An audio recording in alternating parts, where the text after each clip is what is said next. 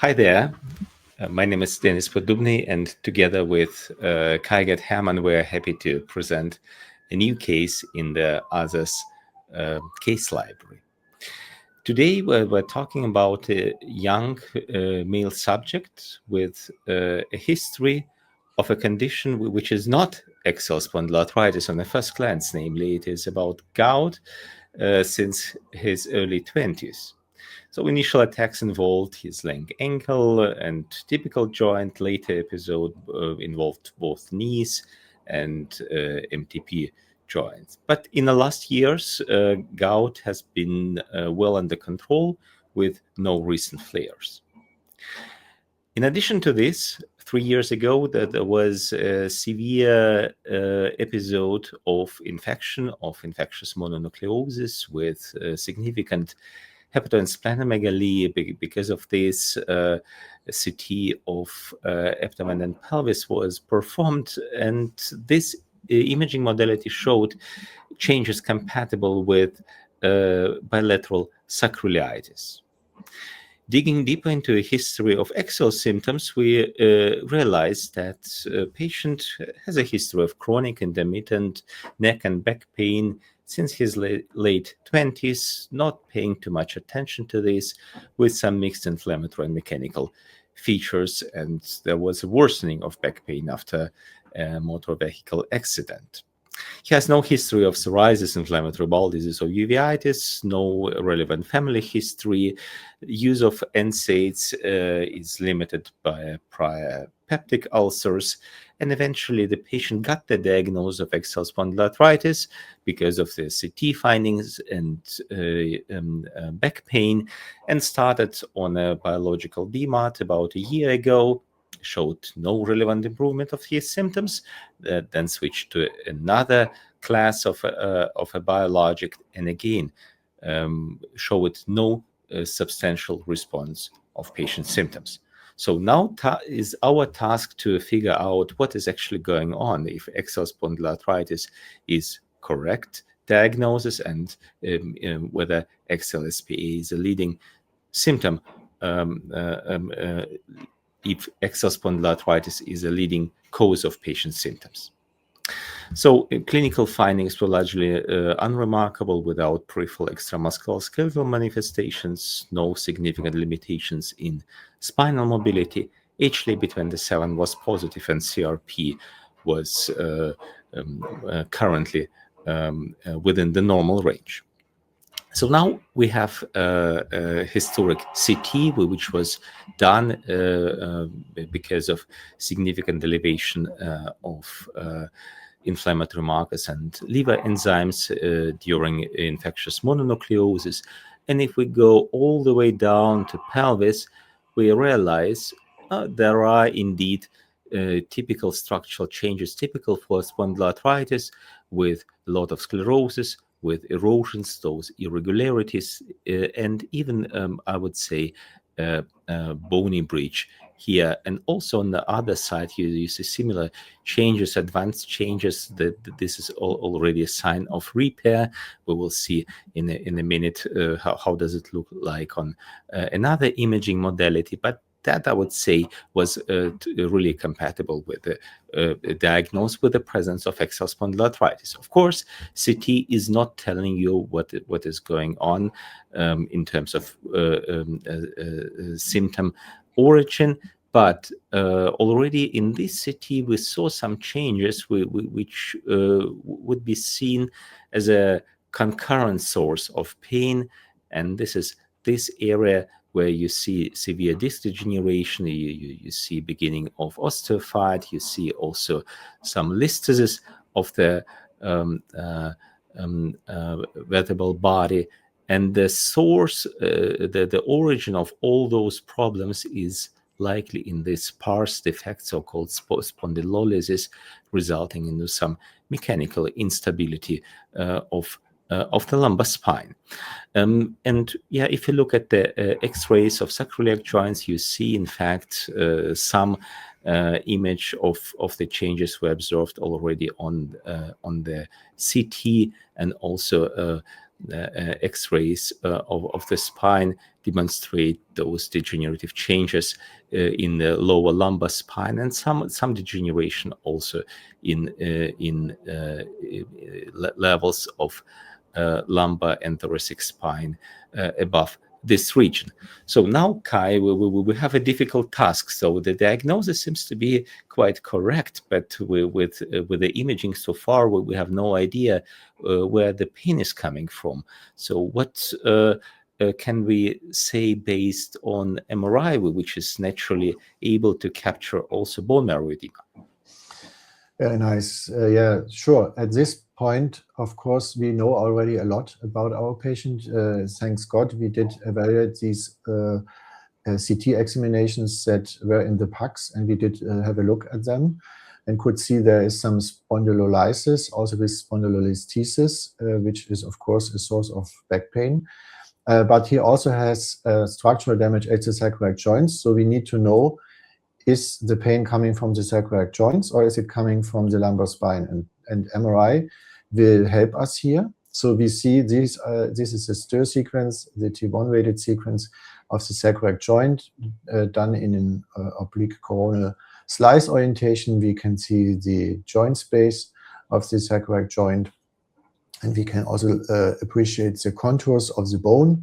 And of course, we also see again the irregular contours of the bone that we could already see on the CT scan with erosions. We need, however, to take into account that these images are performed more than 1 year after the CT images. Of course, this is a significant amount of time.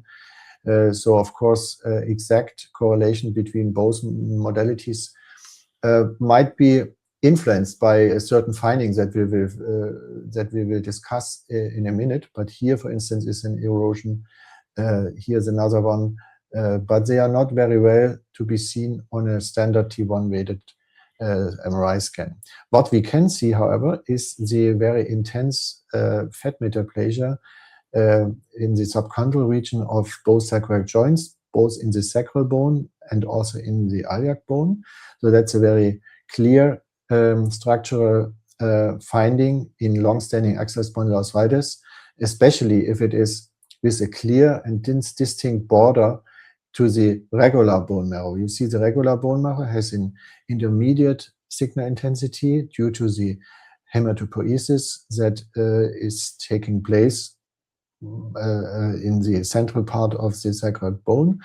But here we have a transformation into a fatty bone marrow, and this transformation usually occurs after long-standing inflammation and also during aging. If you have increased fat content on a T1 weighted scan, of course, we also have in a fat saturated sequence very dark signal, because this sequence makes all fatty content black and low signal intensity, and this is exactly what you can see here. On the other hand, if we would have also severe sclerosis, which is not the case in our patient, then this would also show up as a black finding. So it would make it difficult to distinguish between both findings if we just evaluate the stir sequence. What we can see here also is the decreased disc height in the L5-S1 segment. We also see a little bit of lateral displacement in this segment. And in order to further appreciate these changes, of course, we would need in sagittal image slice orientation. So we have this. We can look here at